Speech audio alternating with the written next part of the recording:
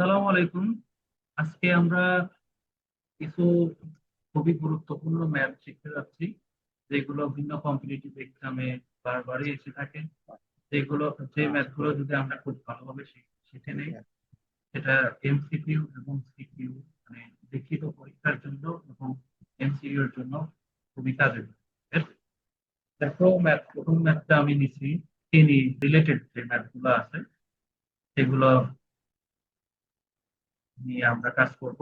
সেটা হচ্ছে, দেখো প্রথম ম্যাথটি কি আছে, চিনির মূল্য 20% কমে গেল, কিন্তু এর ব্যবহার 20% বৃদ্ধি পেল। এতে চিনি বাবদ ব্যয় শতকরা কত বাড়লো বা কমলো? আচ্ছা, এখানে হচ্ছে চিনি নিয়ে যে ম্যাথটা, সেটাকে আমরা শর্টকাটেও করতে পারি এবং লার্জ নিয়মেও করতে পারি। মানে যেটা শর্টকাট হচ্ছে সেটা যদি আমরা শিখবো শুধু এমসিকিউ এর জন্য, আর লার্জ যে রুলসটা আছে সেটা শিখবো আমরা লিখিত করে। তাহলে আমরা প্রথমে শর্টকাট যে রুলসটা আছে সেটা আমরা শিখে নেব। প্রথমে দেখো, এখানে আচ্ছা 20% কমে গেল, তার মানে 20% কম হলে বিয়োগ, এবং বেশ বৃদ্ধি পাইছে তার মানে যোগ, এবং দেখো 20% কমছিল, কম 20% বৃদ্ধি পাইছে, এটা হচ্ছে 100। এটা হচ্ছে রুলস, জাস্ট মনে রাখবে এরকম। এই টাইপের ক্ষেত্রে যে পার্সেন্ট কমে গেল এবং পার্সেন্ট বৃদ্ধি পেল, তারপরে শতকরা এর কত ব্যয়, শতকরা কত বাড়লো বা কমলো, এই টাইপের ক্ষেত্রে আমরা এই শর্টকাটটা ইউজ করতে পারবো। তখন দেখো কাটাকাটি করে দিলে এখানে এটা যায় ধরে, তাহলে এখানে হচ্ছে অ্যান্সারটা হচ্ছে -4%। দ্যাট মিন এখানে 4% কমলো। অপশনে আছে 4% বাড়লো, তার মানে এখানে একটু ভুল আছে, এখানে হবে কমলো। ঠিক আছে, তাহলে এটা হচ্ছে অ্যান্সার।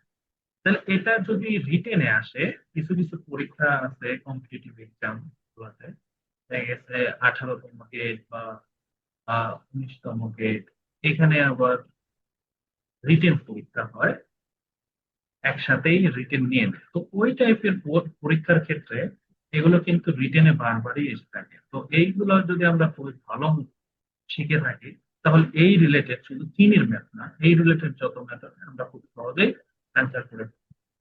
তাহলে চলো এটা রিটেনটা আমরা শিখে নিই। লার্জ ওয়েজ যেটা আছে সেটা আমরা শিখি। আচ্ছা, প্রথমে দেখো চিনির মূল্য 20% কমে গেল, তার মানে চিনির মূল্য 20%, 20% কমে চিনির মূল্য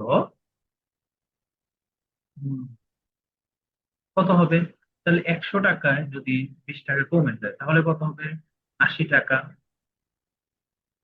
80 টাকা। তাহলে এখন বলছিল দ্বিতীয়বার বলছিল চিনির ব্যবহার, চিনির ব্যবহার 20% বৃদ্ধি পেয়েছে। আচ্ছা, এবার চিনির ব্যবহার, চিনির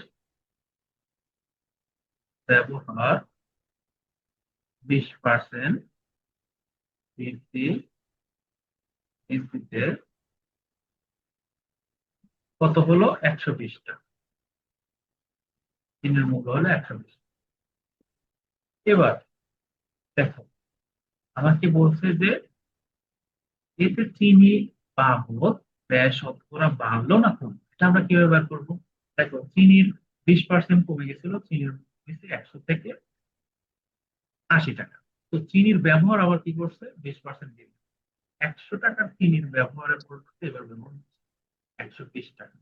তো আমরা এবার বার করবো যে 100 টাকায় চিনি স্থলে ব্যবহার করতে 120 টাকার, তাহলে 80 টাকার স্থলে কত ব্যবহার হতো, এটা থেকেই আমরা বের করে ফেলবো। তাহলে আমরা প্রথমে লিখবো কি, 100 টাকার ফলে ফলে চিনির ব্যবহার কত করছে? 120 টাকা। তাহলে 1 টাকা ঐকিক মেথড, যে ইউনিটারি মেথড যেটা বলে হচ্ছে 120 টাকা। তাহলে 100 আর এখানে 80 টাকায় দেখো এবারে আমাদের অ্যান্সার পেয়ে যাবো আমরা 120 গুণ 80 এবং হচ্ছে 100। এটাকে কাটাকাটি করলে আমাদের হবে 93 টাকা। দেখো তাহলে কি হয়েছে, 20% কমে যাওয়ার ফলে চিনি বাবদ ব্যয়, দেখো আগে 100 টাকা ব্যবহার করতো চিনি, এখন 96 টাকা। তোমরাই বলো এখানে চিনি বাবদ ব্যয় কমছে না বাড়ছে? অবশ্য আগে 100 টাকা করতো খরচ, এখন পড়তেছে 93 টাকা। তো চিনি বাবদ খরচ কমলো, চিনি বাবদ, চিনি খরচ কমলো কত টাকা? এই যে 100 থেকে আমি 93 কে বাদ দিলে হবে 4 টাকা। ঠিক আছে, এটাই হচ্ছে আমাদের অ্যান্সার। আচ্ছা, আরেকটা ম্যাথ আছে, সেটাও খুবই গুরুত্বপূর্ণ, এটাও বারবার থাকে। এটাও আমরা দুই ওয়েতে শিখবো, ফার্স্ট ওয়ে এন্ড শর্টকাট। এটা হচ্ছে, দেখো চিনির মূল্য 25% বৃদ্ধি পাওয়াতে একটি পরিবার চিনি খাওয়া এমন ভাবে কমালো যে চিনি বাবদ ব্যয় বৃদ্ধি পেল। ওই পরিবার চিনি খাওয়ার খরচ কত কমে? দেখো এই ফ্যামিলিটাকে কিন্তু একটু চালাক। কেন চালাক? কারণ চিনির খরচ বাড়ছে, ঠিক বললো চিনির খাওয়াই কমায় দিবে, যাতে এর চিনির খরচ যাতে না বৃদ্ধি পায়। তাহলে এই টাইপের ম্যাথ আমি কিভাবে করবো? এই টাইপের ম্যাথ করার জন্য দেখো এটা শর্টকাটও আছে, এটা লার্জ ওয়েও আছে, এটা আপনার লার্জ ওয়েতে আগে শিখছি। দেখো 25% বৃদ্ধি পাওয়াতে, চিনির মূল্য 25% বৃদ্ধি পাওয়াতে, 25% বৃদ্ধিতে চিনির মূল্য কত হচ্ছে? 125 টাকা, 25 টাকা। এখন দেখো সে এমন ভাবে কমালো যে একটা ফ্যামিলি এমন ভাবে খরচটা কমাতে চায় যাতে তার ব্যয় আর বৃদ্ধি না। তাই যে এই যে 125 টাকা হয়েছে, 25% বৃদ্ধি পাবে, তাহলে আমি আগে 100 টাকা খাইতাম, তাহলে এখন যদি আমি কি করি 25 টাকা কমাই দিই, তার মানে 125 টাকায়, 125 টাকায়, 125 টাকায় কমাতে হবে 25 টাকা, 25 টাকা। তাহলে কি করতে হবে? 1 টাকায় 25, 125 এবং 100 টাকা, এই তো রৈখিক নিয়ম করে দিলেই তা হয়ে যাবে। এখন এটাকে যদি আমরা কাটাকাটি করি, এখানে কি হবে? দেখো এখানে হচ্ছে 5 25, 125, 5 20, তার মানে 20 টাকা। তাহলে এখানে অ্যান্সারটা কি? একটা হলো, দেখো ওই পরিবার চিনি খাওয়ার খরচ শতকরা কত কমিয়েছিল, মানে শতকরা কিন্তু সে 20% কমিয়েছে। ঠিক আছে, 20% কমাইলে যদি 25% বৃদ্ধি পায়, তাও তার খরচের কোনো চেঞ্জ হয় না, 20% কমেছে। এই টাইপের ম্যাথ কে আমরা শর্টকাটেও করতে পারি, একটু যদি আমরা টেকনিক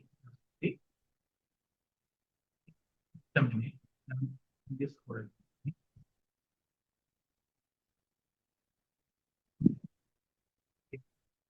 এই